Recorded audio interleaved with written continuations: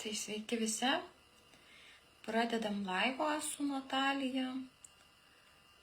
Laukiam Natalijos prisijungiant.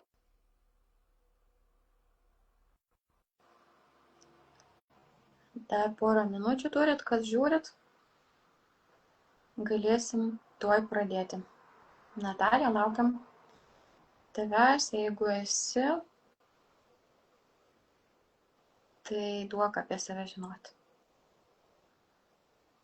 Šiandieną Natalija papasakos apie natūralius virškinimo būdus ir papasakos apie savo veiklą. Tai bus tikrai labai įdomu ir kas nori pastebėti ir gauti patarimų. Laukiam prisijungiant, Nataliją prijungiu.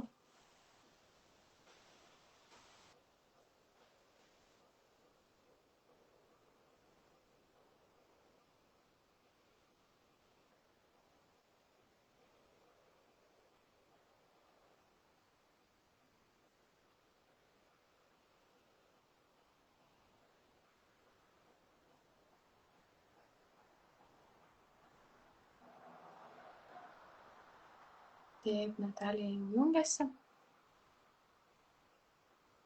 Tuoj galėsim pradėti, pasiruoškit vandenuko.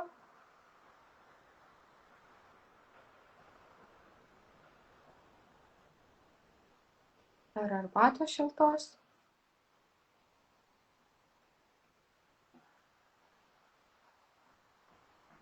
Taip, jungia Natalija, taip.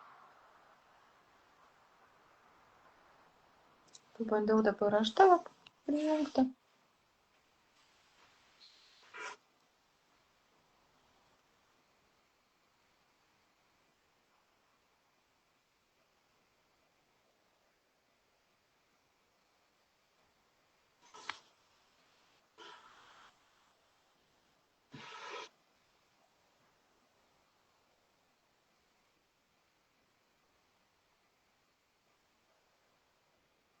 Laukiam Natalijos prisijungiant.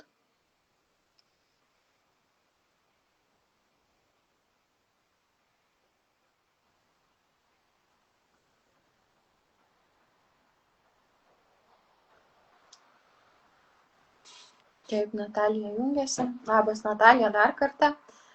Tai pradėsim laivą iš naujo. Pirmai pabandėm, patestavom. Tai norėsiu, Natalija, kad pačioj pradžioj papasakotum truputį apie save ir nuo ko prasidėjo tas kelias į natūralią sveikatą. Gerai, Natalija?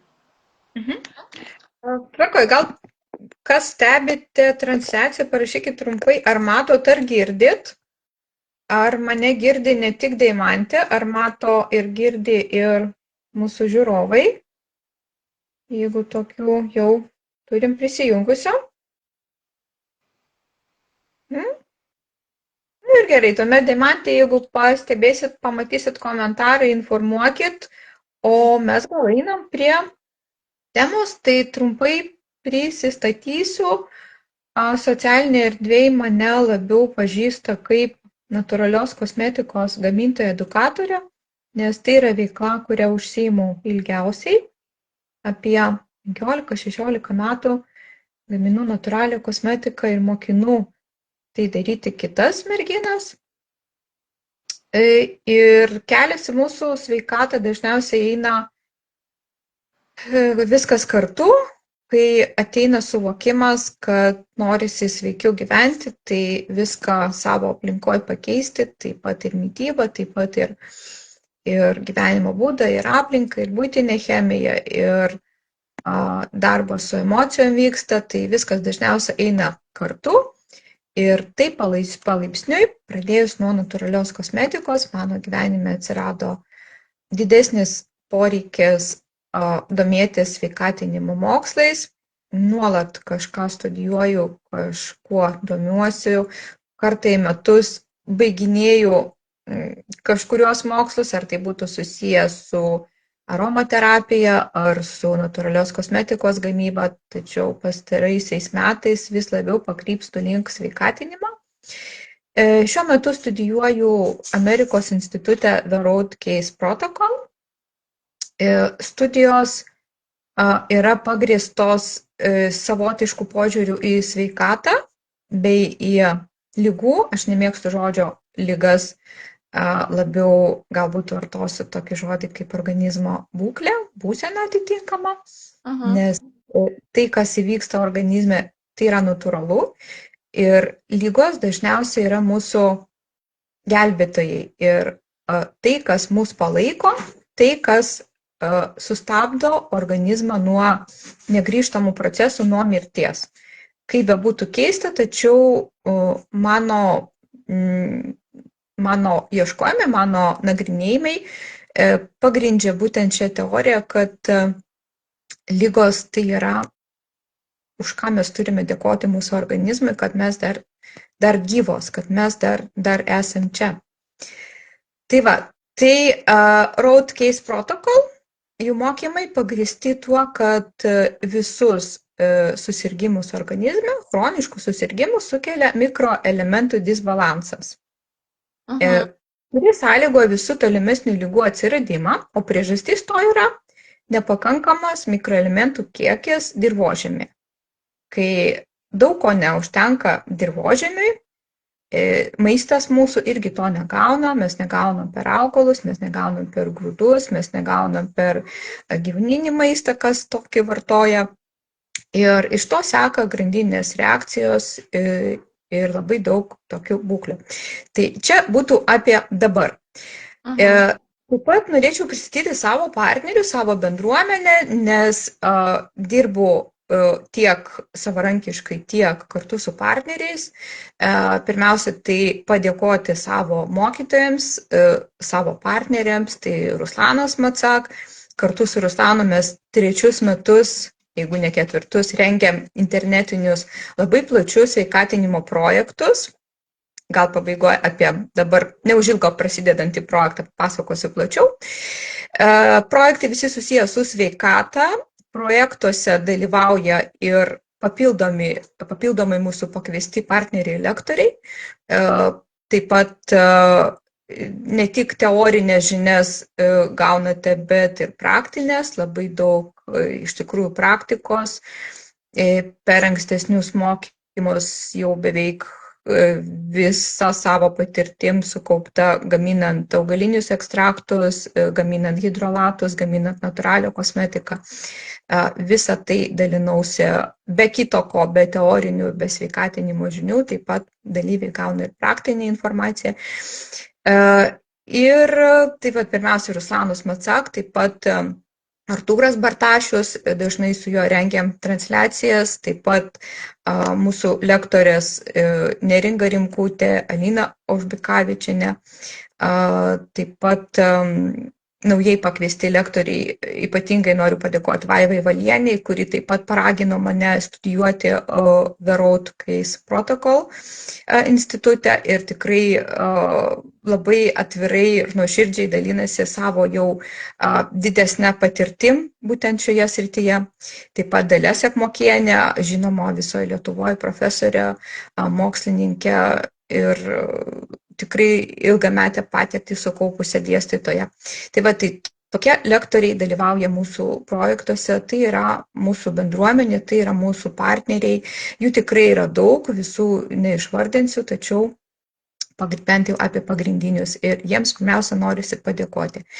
Tai tiek trumpai būtų apie mane, požiūris į sveikatą yra holistinis. Aš visada norėjau būti gydytoja vaikystėje, bet savo laiku neįstojau, net nebandžiau stoti į medicinos mokslų dėl savo jautrios nervų sistemos, dėl galbūt baimės, kraujo lavonų ir tokių jautresnių dalykų, kurie man atrodė sunkiai, kas tiesiog apsunkintų mano gyvenimą. Tačiau jau suaugusiam amžiui, vėlesniam amžiui supratau, kad tradicinė medicina yra ne vienintelis kelias į sveikimą ir be to tai yra savotiškas ir labai keistas kelias, kuomet prie atitinkamos sveikatos problemos prieinama fragmentiškai ir jeigu žmogus ateina pas gydytoją, pas šeimos, tarkim, daktarą, sako, man skauda skrandį.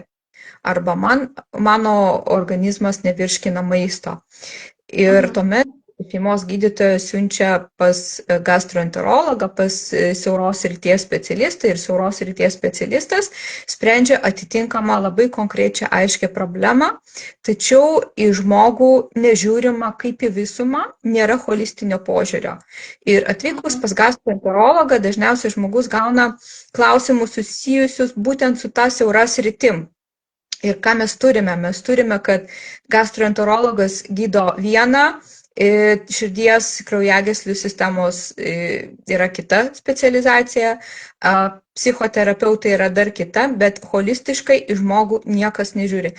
Tai dėl šios priežasties tradicinė medicina manęs tikrai nežavė, tikrai yra už ką dėkoti, tai pirmiausia chirurgija, tai ir kiti laimėjimai, tačiau tas fragmentinis požiūris, jis galiausiai nesprendžia problemos, o tą būseną, į kurią organizmas pasiekė sprendžiant atitinkamas problemas, ji nėra sprendžiama, kai mes gydom kažkurią vieną mūsų organizmo sistemą arba vieną organą.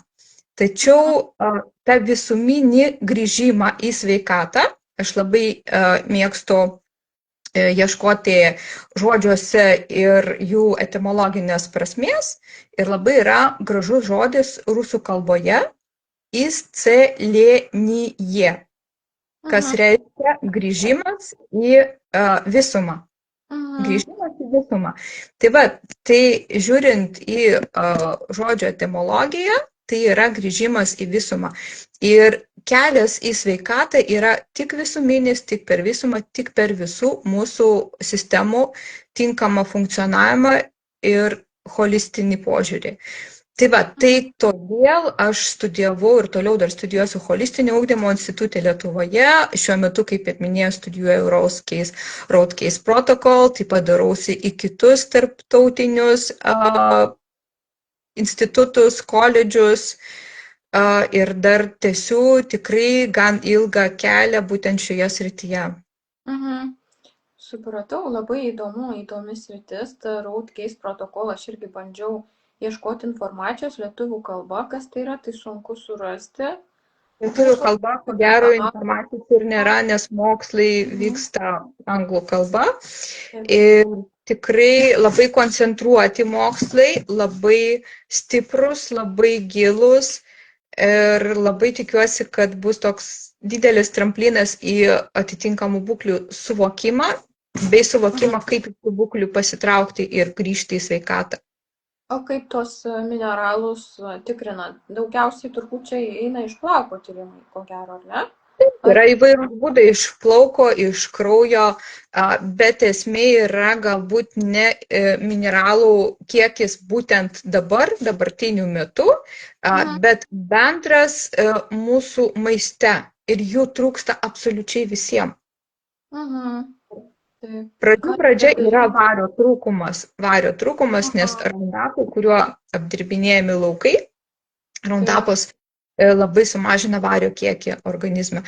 O vėlgi, žiūrint į žodžio etimologiją, ką aš labai jau paminėjau, labai mėgstu, jeigu pažiūrėsim į žodį medicina, tai yra medi, rusų kalba varis, ir cin yra cinkas. Tai pats žodis medicina, jo etimologija yra vario ir cinko balansas. Kai tas balansas sutrinka, sveikatos nebėra. Ir medicinos tikslas yra atstatyti vario ir cinko balansą pirmiausiai. Ir čia mes galim ir išvelgti tų tokių nesveikų būklių priežastis. Tai taip pat susiję ir su geležies turbūt balanso, ne, varis? Ten iš tikrųjų labai sudėtingom grandininiam reakcijom, geležis ir visa kita, ceruplazminas, ten daug kas dalyvauja apytakoj ir ko reikia mūsų sveikam organizmo funkcionavimui, bet mes to dėja visada turim. Dėl to dabar labai daug mažakraujysčių yra, ne? Nes turbūt... Čia vėlgi yra daug tokių niuansų, tiek ir mažakraujystė, tiek ir požiūris šiuolaikinis į normas bei rodiklius, tiek vitamino D, tiek cholesterolio, tiek tiek geležies rodikliai, jie ne visada, tai, kas mums pristatoma kaip norma, jie ne visada yra tokie, kokie turėtų būti sveikam organizmui. Vėlgi nežiūrima individualiai, ar tai moteris, ar tai vyras, ar tai besilaukianti moteris, ar tai vyresnio amžiaus, ar tai vaikas, neskiriama nei pagal lytis, dažniausiai nei pagal asmeninės tokias kaip savybės organizmo. Ir jau vien tas dalykas, kad, tarkim, vitamino D normos buvo skaičiuotos visiems kartu lietuviams su Australijos gyventojams, tai apie ką galim kalbėti. Tai čia irgi yra savo niuansų, savo momentų. Ne visada tai, kas mums atrodo mažakraujystė pagal normas, pagal tyrimų rezultatus, ne visada tai yra trūkumas pačiam organizmui. Ir kitas dalykas, geležies perteklius yra daug pavojingesnis negu trūkumas. Taip. Vitamino D. Taip, teisybė. O kaip tada spręsti tuos dalykus maiste, jeigu trūksta, ar ne? Dirvožemį trūksta. Kad būtų sveikas tas pats virškinimas, irgi reikalingi mikroelementai, ar ne? Mes vis tik tą temą turim apie virškinimo sistemą. Šiandien gal plačiau apie tai kalbėsim, papasakosiu savo požiūrį. O trumpai atsakant į klausimą, kaip spręsti trūkumus, tai kol kas mes bent jau turim dar tokių labai nuostabių būtybių mūsų planetoje kaip bitutės. Bitutės labai daug vertingų produktų gamina ir gali pasidalinti su žmonėmis. Tai bičių duonelė yra sveikiausias natūralaus vario šaltinis. Tai galima aprūpinti savo organizmo vario ir taip tikrai daugelį atvejų palengvinti. Na, o jeigu jau taip detaliau žiūrėti visas tas grandinės reakcijas ir kaip savo pagelbėti, tikrai yra labai daug žinių, labai daug informacijos.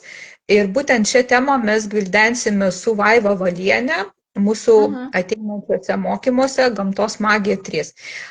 Šiuose mokymuose bus net 3 Vaivos Valienės paskaitos. Kol kas mes dar nesuderinom, ar tai būtų tiesiog paskaita kaip paskaita, ar tai būtų mano vedamas interviu dialogas, klausimai atsakymai, lygiai tokie pat, kokie galėtų kilti ir mūsų žiūrovams, klausytojams. Ir per tas 3 valandas, gal šiek tiek ir daugiau, Vaiva papasakos visą grįžimo į save kelią. Vaiva Valienė iš tiesų labai daug dalinasi savo asmeniniam puslapyje, Facebook'e, taip pat savo grupėse, taip pat visur kitur grupėse, taip pat ir aš dalinuosi jos postais, bet jau ta tokia sisteminė informacija, kaip atsiranda lygos ir kaip mums grįžti į sveikatą, kalbant apie visas chroninės tas būklės lygas. Tai atsakymai į klausimą tikrai ne per 15 minučių, netgi ne per valandą, bet visą tą esmę išdėstys Vaiva per mūsų mokymus Gamtos magija 3. Gerai. Nes aš kol kas esu irgi tik studentė ir tik pirmus metus studijuoju Roadcase protokolo. Vaiva jau čia turi tikrai ilgametę patirtį tame. Bet iš tiesų labai įdomi sistema, tikrai labai sudomino ir mano sveikatinimo suvokime nemažai tokių spragų užsipildė. O kaip tu tada galėtum patarti, dabar žmonės žiūri konkrečiai dėl virškinimo sprendimo, ar ne? Gal yra kažkokia... Julija, tai gal tada grįžtam prie virškinimo problemų, prie virškinimo sistemos natūralių grąžinimo būdų, tai aš galbūt papasakosiu irgi plačiau, vėlgi per savo sveikatinimo prizmę. Mes kalbėsime šiandien apie virškinimo sistemą, tačiau aš žiūriu į žmogų holistiškai. Ir dabar, jeigu klausimas yra, kaip sustiprinti virškinimo sistemą, kaip pagerinti virškinimo sistemą. Žiūrėkit, ar mes galim išimti iš organizmo kepenis, išimti inkstus, išvalyti, pastiprinti, galbūt paturbinti ir įdėti atgal. Ar tai įmanoma? Tikrai neįmanoma. nes visi organai, visos sistemos funkcionuoja kaip vientisas organizmas. Viskas yra tarpusavėje susiję. Reiškia, ir virškinimo sistema nėra kažkokia vientisa, fragmentiška, uždara sistema. Ji glaudžiai susijusi su visų organizmu. Ir čia yra pradžia ir čia reikia nuo to ir pradėti, kad mes būtent savo sveikatos supratime aš nežiūriu į kažkokį vieną susirgymą arba į kažkokią sistemą ar į organą labai fragmentiškai, nes dažnai būna, kad paklausima, nes ką jūs galite patarti ten, tarkim, inkstams, ką jūs galite patarti tam, kokią žolelę pagerti, ten kokį ekstraktą, ten kaip, ką dar galite patarti. Tai vėlgi tie patarimai galiausiai užauga į visą konsultaciją, kaip žmogui reikėtų grįžti į sveikatą. Galima kažkiek trumpalaikiai savo padėti, pagelbėti. Aišku, yra ir tam tikrų atitinkamų augaliukų, kurie padeda konkretiems organams šiek tiek daugiau negu kitiems. Bet vėlgi ten daug vyksta per grandinę, nesudėtingas reakcijas ir poveikis yra visam organizmui. Tai virškinimo sistema veikia tik kontekste su visom kitom sistemom. Ir tas fragmentinis požiūris, kad mes gelbėsim tik virškinimo sistemai, man jis netinkamas. Mes turim ne tai, kad gydyti, mes turim grąžinti į sveikatą visą organizmą, visą kūną. Ir tada poveikis bus ilgalaikis ir žmogus atjaunės, žmogus pasijaus stipresniu. Ir atrodytų, kad jis veikia virškinimo sistemą, bet jis bonusų gaus ir geresnį miegą ir visą kitą. Ir gerai, ir judam toliau. Tai kas yra virškinimo sistema?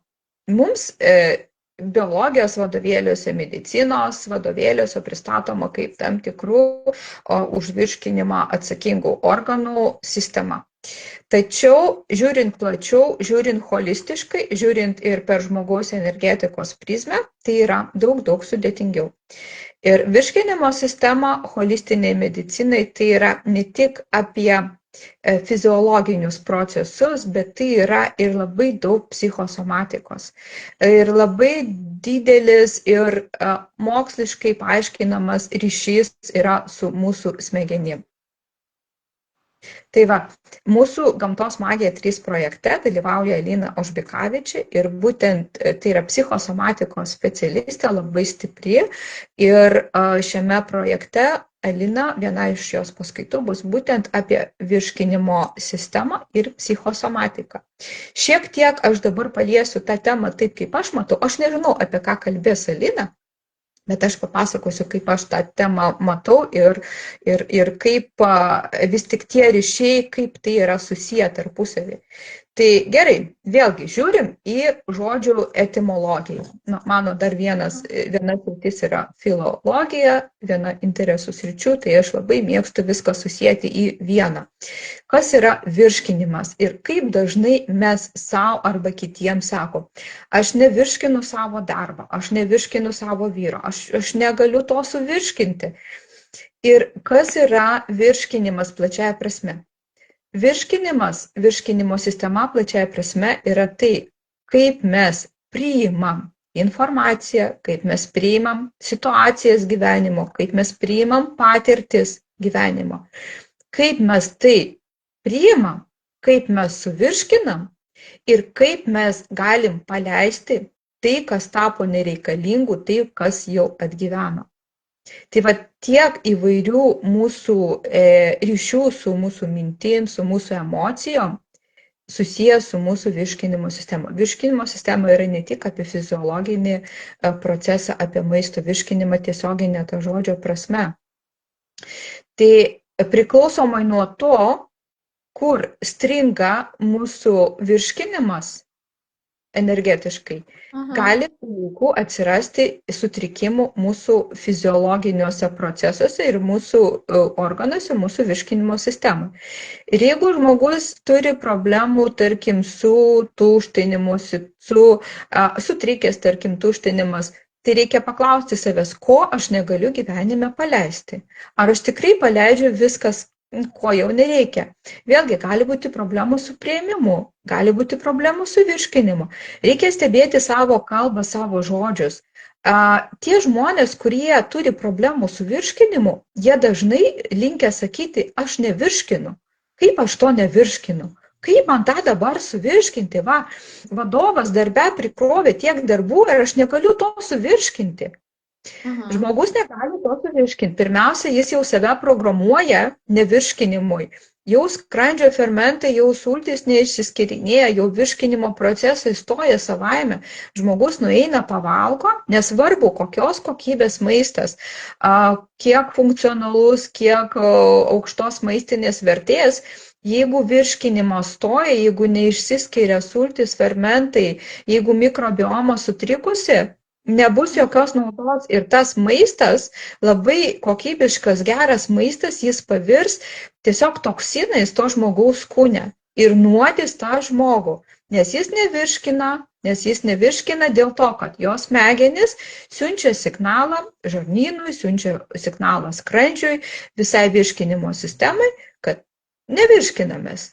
Dabar aš turiu stresinę situaciją, dabar aš turiu bėgti ir išgyventi arba, nežinau, užmušti kažką, mūsų tie senoviniai instinktai iki šiol pas mus dar gyvi, kaip anksčiau gyveno žmogus streso sąlygom. Tai kortizolis kyla, virškinimo sultys neišsiskirinėja, skrandžio sultys neišsiskirinėja, virškinimo fermentų nėra, visas virškinimas stoja. O mes vis tiek pagal grafiką kemšam į save maistą ir gaunasi nuodijimas organizmo, nuolatinis nuodijimas, žmogus apaugo toksinais. Tai tuomet skauda ir galva, tuomet, jeigu ypač vakare žmogus pavalgo, netinkamų laikų, stoja ir miegas, stoja ir visos sistemos. Ir toks labai paprastas pavyzdys, ir jūs žiūrėkit, kiek įvairių veiksnių susijęs su tuo virškinimu. Miegas, dar papasakosiu, nes miegas veikia virškinimą, virškinimas veikia miegą. Emocijos, mūsų netgi judėjimas priklauso nuo virškinimo ir virškinimas priklauso nuo judėjimo.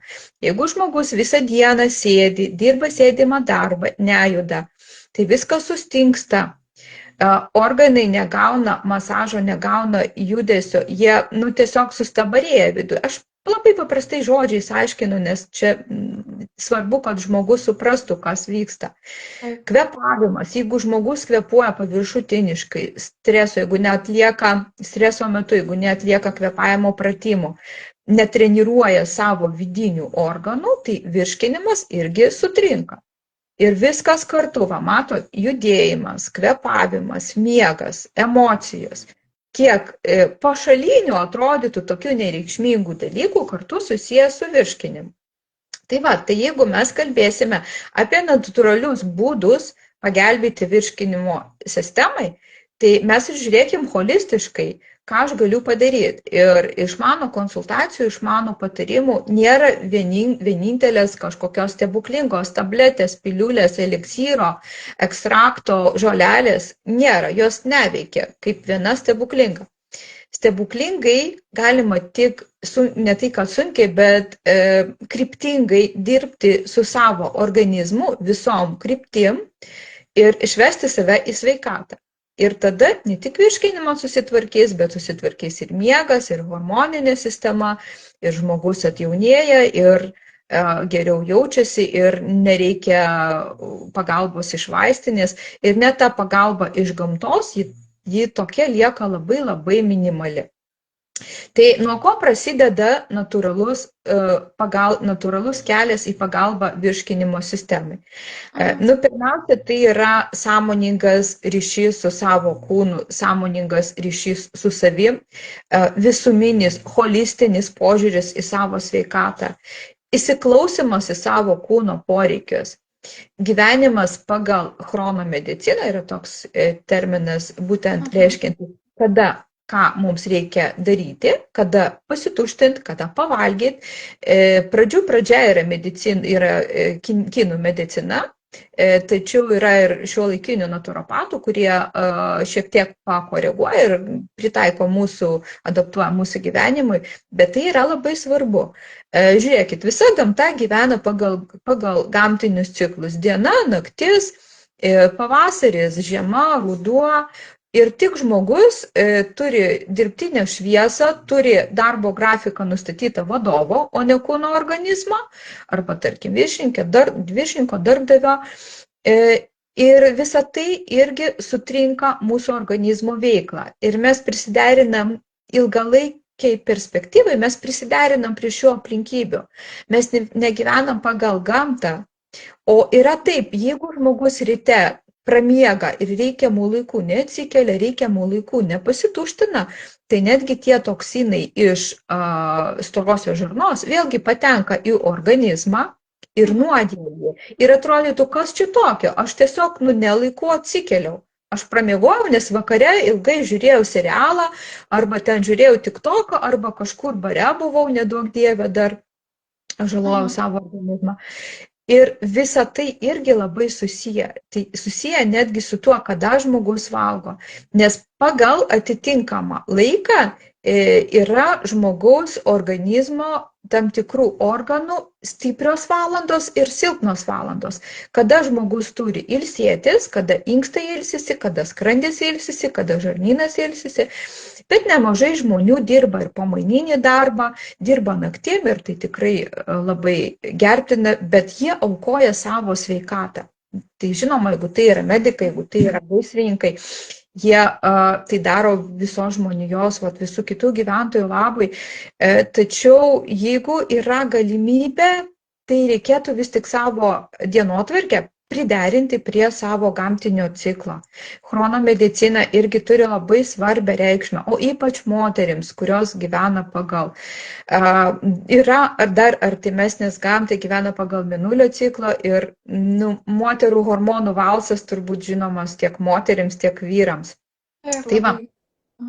Toliau, kas įeina dar į tą savoką sąmoningas ryšys su savim? Tai yra pirmiausia pagarba savo. Tai yra maisto priėmimo, valgymo atitinkami ritualai. Tai nevalgymas paskubom, tai ne kąsniais, bet tiesiog sąmoningai, jeigu aš valgau, jeigu aš priimu maistą, tai aš nusiteikiu ten, aš einu valgyti tik ramios nuotaikos, valgau neskubėdama ir labai gerai sukramtau maistą. Jeigu žmogus grįžta iš darbo, įjungia televizorių, kur rodo žinias, kad tuoj karas prasidės, kad jau čia naują dar poligoną stato ir jau tuoj jau kažkur ten lėktuvai rusų pažeidė, ten stato erdvę ir žmogui kyla baimė, kyla kortizolis, vėlgi sutrinka virškinimas, o žmonės dažniausiai valgo prie televizorių, šalia sėdėdami.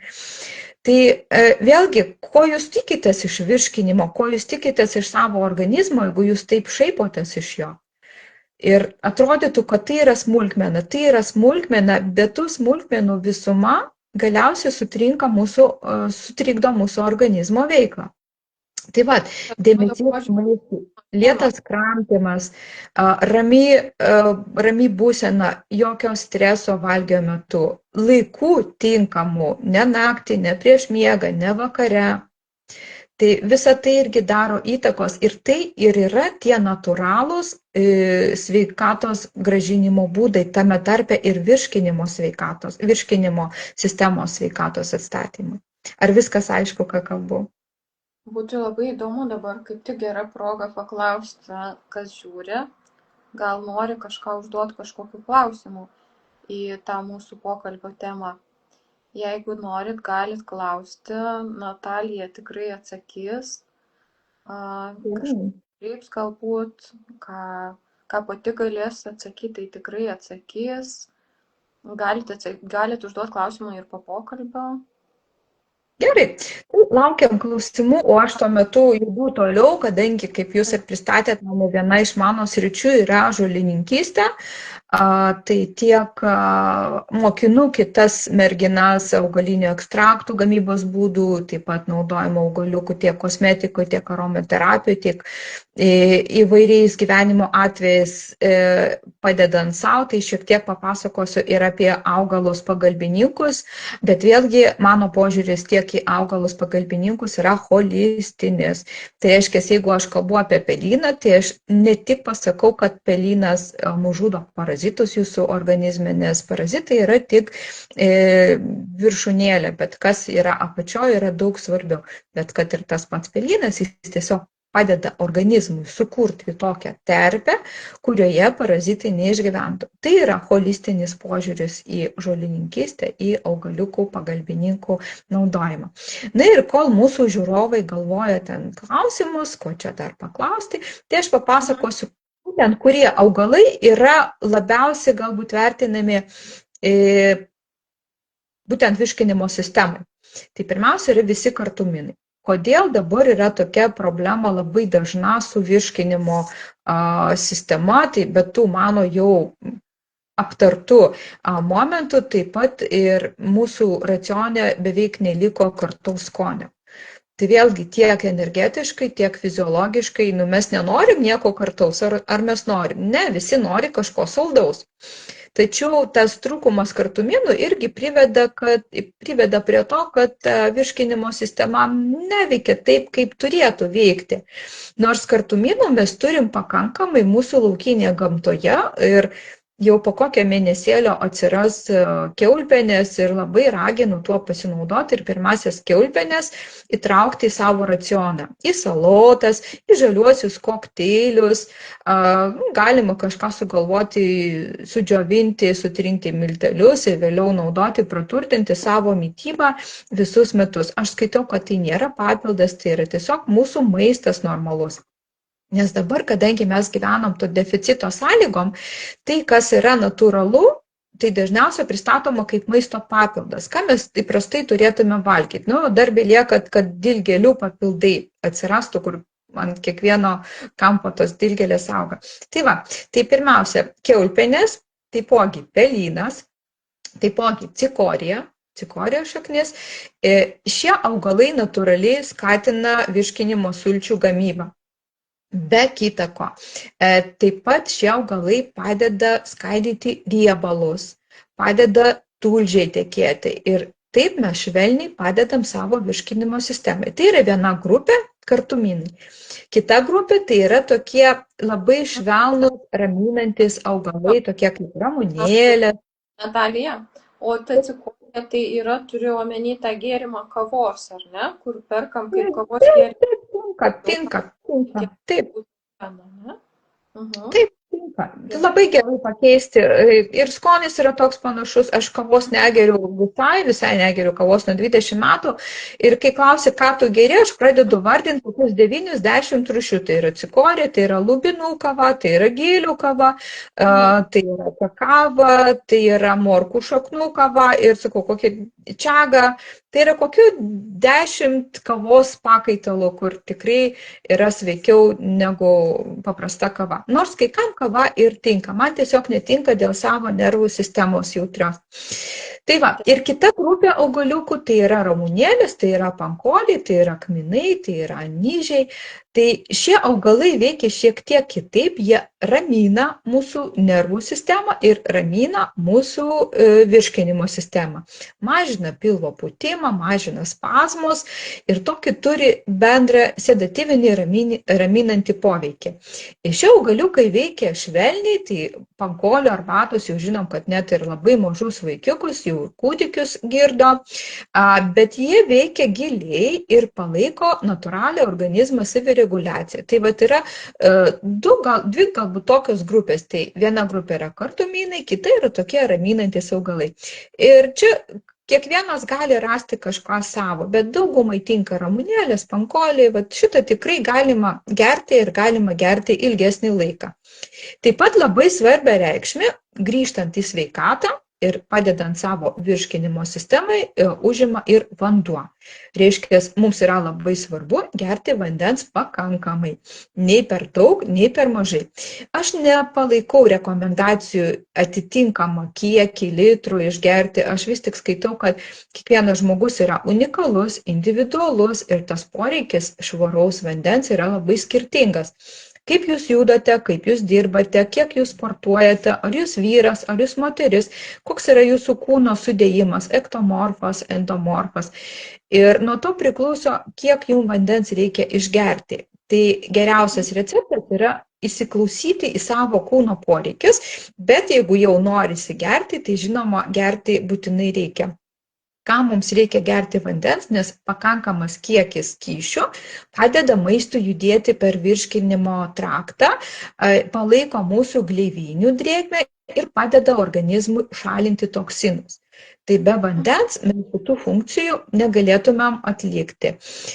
Holistiniu požiūriu vandenį rekomenduojama gerti ne po valgio, bet tarp valgymų. Nedideliais kiekiais. Valgant, jeigu labai norisi, tai tik nedideliais kiekiais. O šiaip geriau gerti tarp valgio. Tai va, taip pat labai svarbu jau mano minėta ta emocinė virškinimo pusė. Ir dar sakiau, kad vėliau papasakosiu, tai va, jau kaip ir noriu papasakoti apie žarnyno smegenų ašį. Tai yra labai svarbi ašis, kuri jau tikrai apie tai kalba ir tradicinė medicina. Ir jau dabar ir tradicinė medicina labai daug dėmesio skiria mikrobiotai, yra labai plataus masto tarptautiniai tyrimai atliekami būtent apie žmogaus mikrobiotą ir jau niekam nepaslaptis, kad mikrobiota užima didžiąją dalį mūsų pačių. Kad mes patys tai yra mūsų bakterijos, kurios gyvena mumise, ta mikrobiota. Ir žiūrėkit, žarnynas susijęs per tą ašį su mūsų smegenim. Tai čia ypatingai svarbu mūsų emocijos. Ir čia yra toks abipusis ryšys, labai įdomus, labai sudėtingas. Vienas dalykas, tai kad mūsų žarnynas yra mūsų antrieji smegenys, netgi taip galima pavadinti. Čia gimsta nemaža dalis neurotransmiterių, nuo kurių priklauso mūsų nuotaika, ar mes esam depresuoti, ar mes esam geros nuotaikos, ar turim daug jėgų, ar linkstam link jau tokių labai sudėtingų psichologinių būklių, kai atrodo psichologiškai man yra sunku, nes man neužtenka serotonino, dopamino, aš neturiu tų laimės hormonų, o tie laimės hormonai gaminasi mūsų žarnyne. O jeigu žarnyno mikrobiota yra sutrikusi, po antibiotikų vartojimo, po netinkamo maisto, po maisto suvalgyto nelaiku ir po visų šitų dalykų, tai aš neturėsiu ir geros nuotaikos. Neturėsiu ne tik geros nuotaikos, neturėsiu ir miego gero. Galiu jausti nerimą, galiu jausti stresą. Ir čia yra tas abipusis ryšys, jeigu kažkas atsitinka žarnyne, mes pavartojam antibiotikus ir sutriko mūsų žarnyno mikrobiotą, mes jaučiam nerimą, nes neužtenka mums galbūt tų laimės hormonų. Kita vertus, jeigu aš gavau stresiuką darbe, kažkur tai išsiskyriau su savo tarkim, mylimuoju ir jaučiu tiesiog tokią emocinę įtampą, mano virškinimas nebus geras, nes mano smegenys iš viršaus siunčia signalą mano apatiniams smegenims, kad šiuo metu reikia spręsti kitas gyvenimo situacijas, virškinimui kaip ir neužtenka jėgų, čia jau vėliau, paskiau, bet mesgi kemšam ir kemšam vakarais.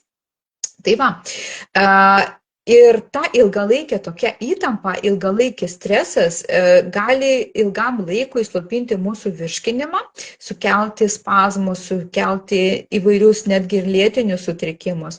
Ir todėl tie natūralūs būdai stiprinti virškinimo sistemą, jie apima ne tik tas žolelės mano paminėtas, tai yra tiesiog tarp kitko. Esmė yra visa ta visuma, bet tai yra darbas su psichosomatika ir jeigu kažkas ateis į mūsų mokymus Gamtos magija 3, tai gausite paskaitą Alinos Vašbikavičės būtent apie psichosomatiką virškinimo sistemos. Ir galbūt Alina pasidalins savo patarimais, savo praktiką, kaip savo padėti per psichosomatiką palaikyti savo virškinimą. Taip pat, kaip aš jau minėjau, labai svarbu ir sąmoningas judėjimas, pakankamas poilsis, miegas laiku ir atitikimas gamtos ciklams. Judėjimas yra taip pat labai stiprus natūralus pagalbininkas virškinimui. Labai svarbu kažkiek pajudėti po valgio ir ne tik virškinimu, bet ir visam mūsų organizmu, nes jeigu mes pavalgę, jeigu dar pavalgė kokio, atsiprašau, šūduko, saldaus ir pašoka mūsų insulinas, tai jeigu mes pajudam kažkiek tai suvalgę to šūduko, tai mūsų insulino rezistencija yra netokia stipri, mūsų šuolis nėra toks aukštas, toks didelis, cukrus nešoka taip staigiai ir nebus ateity žalojamos mūsų kraujagyslės ir nebus didelio poreikio gerti statinus, nes statinai, cholesterolis aukštesnis yra susijęs pagrindę su insulino rezistencija. Ten daug irgi veiksmų yra, ten ir stresas ir visa kita, bet insulino rezistencija, cukrų šuoliai yra labai svarbu. Ir va, čia mes ne tik virškinimui padedam, mes padedam visam organizmui. Tai va, tas labai paprastas, lengvas pasivaikščiojimas po maisto, jis gali turėti tokią labai didelę reikšmę mūsų organizmui. Bet kurie lengvi tempimo pratimai, joga, įvairios energetinės praktikos, be kito ko, taip pat ir gerina peristaltiką žarnyno, padeda išvengti sąstovio. Aišku, jeigu yra galimybė, jeigu turite gerą visceralinio masažo specialisto, tai jums labai pasisekė. Jeigu jis padeda užtikrinti jūsų, atsikratyti sąstingį, užtikrinti vidinių organų masažą, tai čia yra nuostabu tiesiog.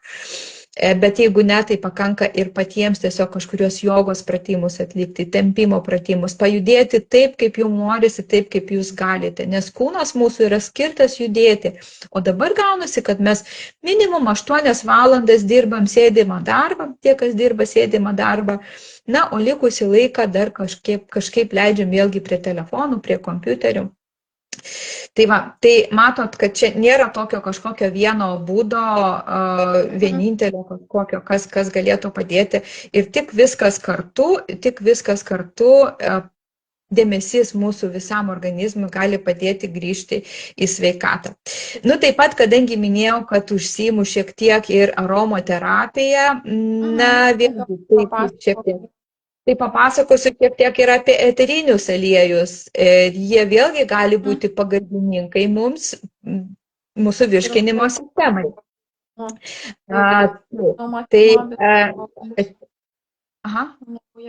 Tikriausiai kai kuriem tai būtų įdomu, kad papasakotų. Mačiau, tu gamini kosmetiką, tai ko gero irgi naudoji eterinius aliejus kaip tokia. Taip, žinoma, ir kosmetiko eteriniai. Eterinius aliejus pagrindę naudoju kosmetikai, pagrindę naudoju įvairiems gydomiesiems, tepaliukams, rinkiniukams, taip pat gaminu atskirai aromaterapinės priemonės. Ir, šiandien tai vėlgi trumpai, kad eteriniai aliejai irgi yra puikiai ir pakankamai nebrangi ir labai maloni savipagalbos priemonė. Eteriniai aliejai veikia per uoslę, veikia per odą, veikia per nervų sistemą. Ir jie ypač tinka tada, kai yra atitinkamų virškinimo sutrikimų, nes virškinimo sutrikimai, kaip jau įrodžiau, pirmiausia susiję su mūsų emocija. Tai kuriegi eteriniai aliejai labiausiai tinka? Manau, kad visi eteriniai aliejai jums yra puikiai žinomi. Tai numeris 1 ir labai yra populiarus pipirmėčio eterinis aliejus. Pipirmėčio eterinis aliejus gali sumažinti spazmus, gali sumažinti pykinimą, pilvo pūtimą. Taip pat imbiero eterinis aliejus, jis skatina virškinimą, jis turi tokį šildantį poveikį, tinka esant tokiam šaltam skrandžiui, tokiam sąstingiui, lėtam maisto judėjimui. Taip pat levandų eterinį aliejų išskirsiu, nors jis tiesiogiai neveikia virškinimo sistemos, bet jis ramina nervus. O kai nervai yra ramesni, tai ir mūsų virškinimas yra geresnis. Vis tik aš atkreipsiu dėmesį, kad eterinius aliejus reikia naudoti labai atsargiai. Asmeniškai aš nepalaikau jų gėrimo į vidų, nes yra rizika ir padidinti dozę ir šiek tiek gaila mūsų kepenų galbūt. Papasakosiu, ką galima vartoti į vidų. tačiau eteriniai aliejai jie yra kvapnūs ir jie skirti veikti oflaktoriškai per mūsų pirmiausiai uoslę. Tai va, tai pagrinde galbūt šitie eteriniai aliejai, kaip juos naudoti, galima tiesiog įlašinti ant riešo, sumaišius su baziniu eteriniu aliejum, galima naudoti difuzoriuje, galima naudoti masažui, vėlgi praskiedus su baziniu aliejum. Bazinis aliejus gali būti tas aliejus, kosmetinis, kurį jūs turite namie. Jeigu neturite kosmetinio, galite visada naudoti alyvuogių aliejų, kurį naudojate salotams.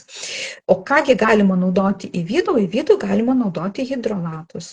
Hidrolatus, vėlgi, hidrolatai yra labai mano mylima sritis, kur su jais aš gyvenu labai ilgai, mokinu merginas gaminti hidrolatus ir jie skirti ne tik vartoti išoriškai, ne tik, tarkim, purkšti, į difuzorių dėti, bet juos galima vartoti į vidų. Keli įpurškimai, jeigu tai yra su purškaliuku, keli įpurškimai pipirmėčio hidrolato į stiklinę vandens jau atleidžia spazmus virškinimo sistemos. Ir hidrolatai savyje turi šiek tiek panašių į eterinio aliejo sudedamasias dalis medžiagų, bet kai kas yra ir kitko. Ir jie veikia švelniau. Jeigu eterinius aliejus mes negalim naudoti mažiems vaikams, senyvo amžiaus žmonėms, tai hidrolatus galima naudoti visiems. Tai pankolio hidrolatas, vėlgi pipirmėčių, visos mėtos tinka. Imbierų šaknų hidrolatas irgi puikiai tinka. Tos pačios levandos, melisos, viskas, kas veikia mūsų nervų sistemą, na ir tie hidrolatai, kurie specifiškai veikia mūsų virškinimo traktą. Taip pat viena iš mano sričių domėjimosi yra fungoterapija. Tai yra funkcionalūs vaistiniai grybai, kurie irgi vis populiarėja ir gali pagelbėti žmogui skirtingose situacijose. Tai kalbant ir apie virškinimo sistemą, neapseisimės ir be grybo. Holistinėje medicinoje grybai laikomi tokie kaip adaptogenai. Jie padeda organizmui prisitaikyti prie streso ir atkurti tą vidinę pusiausvyrą. Ir grybų mes turim nemažai, taip pat augančių Lietuvoje, taip pat ir kitose kraštuose. Ir būtent virškinimo sistemą aš išskirsiu dvi rūšis, tai būtų liūtokarčiai. Be kitų teigiamų savybių, pirmiausia, mūsų smegenims, jie yra neuroprotektoriai, jie yra nootropai, jie gerina mūsų smegenų veiklą, bet jie žinomi ir dėl savo švelnaus poveikio žarnynui ir nervų sistemai. Tai jie veikia tiek žarnyną, tiek nervų sistemą. Ir per nervų sistemą veikia žarnyną. Liūtokarčiai gali padėti esant dirgliosios žarnos simptomams, esant jautriam virškinimui, taip pat po ilgalaikio streso. Ir dar norėčiau pabrėžti reišį grybą. Reišį grybai palaiko kepenų funkciją, ramina, gerina mūsų miegą, o tai netiesiogiai veikia mūsų virškinimą.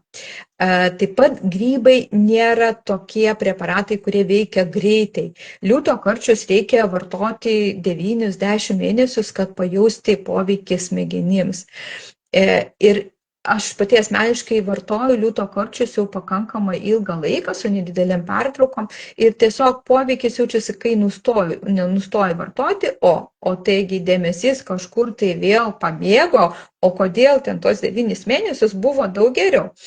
Tai va, tai grybai turi tokį kaupiamąjį poveikį ir reikia atitinkamai kažkiek tai dar ir palaukti, kol tas poveikis atsiras. Tai va, tai holistiškai mes nekovojam su ta liga, mes net nevadinam liga, o mes užmezgiam dialogą, užmezgiam ryšių su savim, einam gilin į save, pažįstam save, stebim, žiūrim, kaip organizmas mūsų funkcionuoja, kaip mes galim padėti. Dar jeigu aktualu, kažkiek galiu papasakoti apie virškinimą ir miegą. Ar įdomu? Aš dar noriu apibrėžti tokius esminius turbūt dalykus, ar ne? Tai geras virškinimas, žiūrėk, yra toks platus labai, plati labai savoka. Tai yra, jeigu jau aš gerai miegu, pakankamai klausausi savo kūno, susireguliavus mitybą, klausau gamtos ritmų, ar ne, įtraukiu terapiją, jau gali sakyti, kad jau tokia apimi visumą, darbą su pasąmonė, aišku, ir gali sakyti, kad jau esi va tam tokiam link gero virškinimo procese, ar ne?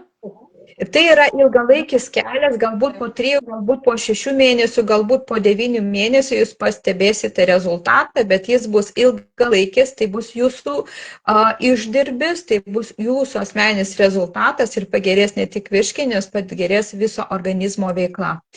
Tačiau kaip liūdna, bet dažniausiai, kaip būtų liūdna, bet dažniausiai žmonės kreipiasi prašydami konkrečios tabletės, konkretaus recepto, konkretaus ekstrakto ir netgi po ilgo tokio pokalbio, kaip mes dabar, kai aiškini visą tą problemos galbūt priežastis taip holistiškai, sistemiškai ir pabaigoje pokalbio, nu tai Natalija, ką jūs man galit pagaminti?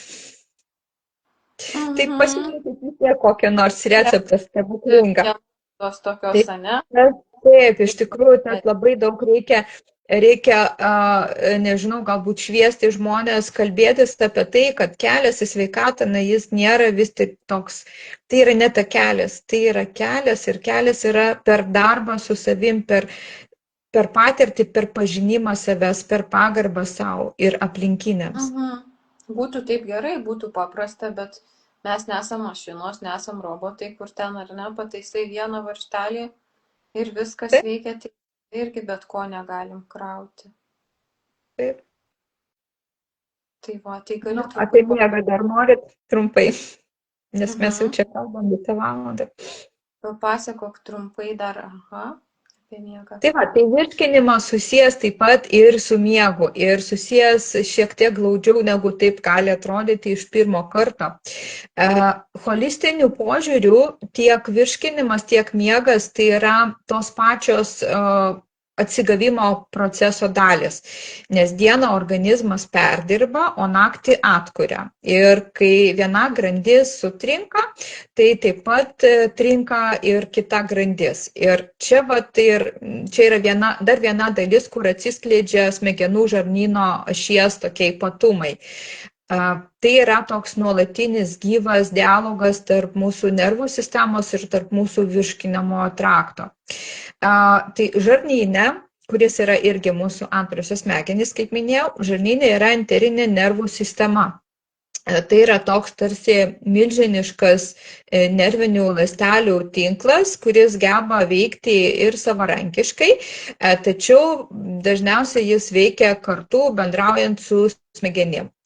Ir tai vyksta per klajoklį nervą, per hormonus, per imuninę sistemą ir netgi per žarnyno bakterijų išskiriamas medžiagas. Ir tai reiškia, kad kas vyksta žarnyne, tiesiogiai veikia mūsų nuotaiką, mūsų gebėjimą nusiraminti, bet taip pat veikia ir mūsų miegą. Ir miego metu mūsų virškinimo sistema pereina į tokį gilesnį atsinaujinimo režimą.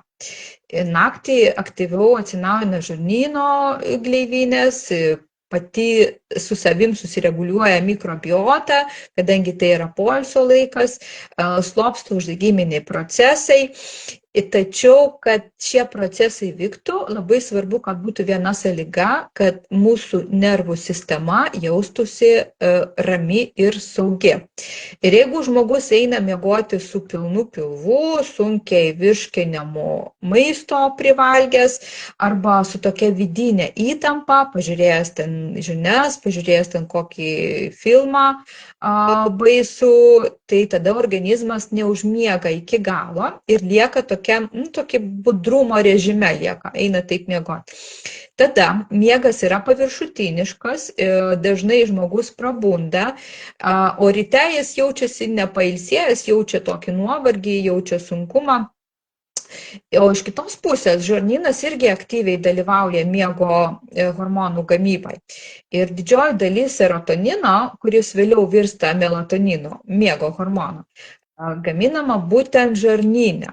Ir jeigu mūsų mikrobiota išbalansuota, jeigu mes geriam antibiotikus ar ten dėl kitų priežasčių, jeigu vyrauja uždegimas, jeigu vyrauja lėtinis uždegimas, lėtinis dirginimas, tai hormonų gamyba sutrinka. Ir todėl žmonės su jautriu virškinimu, jie dažnai blogai ir miega. Ir skundžiasi arba pilnai nemiga, arba tiesiog neramiai miega, arba dažnai prabunda, arba anksti prabunda, 3 nakties, 2 negali užmigti. Ir va čia matot, vėlgi yra tas tarpusavio abipusis ryšys smegenų žarnyno ašies ir jis veikia taip pat ir per miegą. Ir čia vėlgi dar grįšiu prie chronomedicinos, kad labai svarbu ir paros ritmas, nes žarnynas, kaip ir smegenys, gyvena cirkadiniu ritmu. Ir žarnynas mūsų mėgsta reguliarumą, panašų valgymo laiką, pakankamas pertraukas, ypač svarbu, dar vienas nemokamas būdas natūraliai pagelbėti savo virškinimo sistemai. Tai yra maisto pauzės, tai leisti mūsų žarnynui pailsėti, mūsų skrandžiui pailsėti, mūsų visai virškinimo sistemai pailsėti. Daryti pakankamas maisto pauzės, tai tiek galima bandyti intermediate protarpinį pasninkavimą, vėlgi žodžio etimologija, aš nevadinu badu, tai ne protarpinis badavimas, nes kas yra badas? Badas yra nepriteklius, badas yra baimė, badas yra baimė mirties. Ir jeigu mes sakom protarpinis badavimas arba tiesiog badavimas, aš badauju, rytoj aš badausiu, tai mes savo smegenis, savo emocijas užprogramuojam kažkam blogam. Kai mes sakom pasninkavimas, pasninkas yra sąmoningas maisto atsisakymas. Kai aš pats pasirenku, kai aš nesu priversta karo bado kentėti, bet aš pati sąmoningai renkuosi poilsį savo virškinimo sistemai. Tai va, protarpinis pasninkavimas arba jau pasninkavimas ilgesnis iki 24 valandų, jeigu po 24 ten jau autofagijos procesai įsijungia ir mūsų visas organizmas apsivalo nuo nereikalingų blogųjų ląstelių, bet kiekvienas kas kiek gali, aišku, tačiau stengtis daryti tas maisto pauzes. Na, jūs įsivaizduokit, jeigu jūs dirbtumėt be išeiginių, be atostogų ilgą laiką, kaip jūs jaustumėtės ir kokia būtų jūsų darbo prasmė, koks rezultatyvumas būtų, kiek jūs turėtumėt jėgų ir kiek jūs paneštumėt. Tai jeigu mes neleidžiam savo virškinimo sistemai pailsėti, jeigu mes neduodam išeiginių, neduodam atostogų, tai kaip ją atsistatyti, kaip ją atsigauti. Tai va, tai grįžtant prie miego ir žarnyno ir mūsų virškinimo sistemos ryšio, tai dienos režimas, tai valgymas laiku, tai pakankamos pertraukos, o jeigu valgymas yra vėlyvas, jeigu valgom sunkų, daug perdirbtą maistą, tai tada kūnas siunčia signalą, kad dar nelaikas ilsėtis, kad dar aš nesusitvarkiau čia su tavo tuo prikrautu maistu, tom bandelėm, picom, hotdogais, o tu nori jau ilsėtis. Ne, palauk. Pirmą baigsiu šitą, tada ilsėsis. O tada ilsėsis, kada jau reikia į darbą keltis. O reikia į darbą keltis, tai ar bus to poilsio ir kokia bus diena ir koks bus darbas. Tai va, ir gaunasi, kad tada miegas konkuruoja su virškinimu. Mūsų organizmas nežino, kuo griebtis. Gaunasi toks bardakėlis viduj. Ir nei vienas, nei kitas nevyksta pilnai.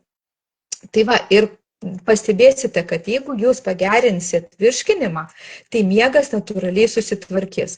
O jeigu sutvarkysite miegą, tai pagerės ir virškinimas ir nereikės kažkokio atskiro gydymo. Tai kaip ir minėjau, jeigu yra priėjimas holistinis, tai jūs gydot vieną, bet bonusų gaunate sveikatai, visą kitą.